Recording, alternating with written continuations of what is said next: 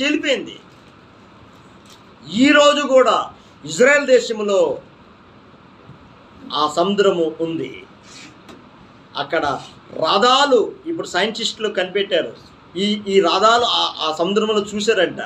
ఐగుప్తు అప్పుడు జరిగే కాలంలోని రథాలు ఉన్నాయి, ఐగుప్తు రథాలు ఉన్నాయంట. అక్కడ చరిత్రని తారుమారు చేశాడు దేవుడు.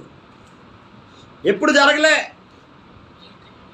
ఈరోజు నువ్వు ఏ సమస్యతో బాధపడుతున్నావో, ఏ కష్టాలతో బాధపడుతున్నావో, ఏ అవమానంతో బాధపడుతున్నావో, శ్రమల ద్వారా దేవుడిని నడిపించి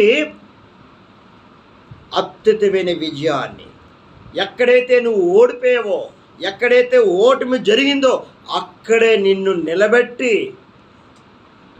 ఘనంగా సన్మానం చేస్తాడు దేవుడు. ఆమేన్.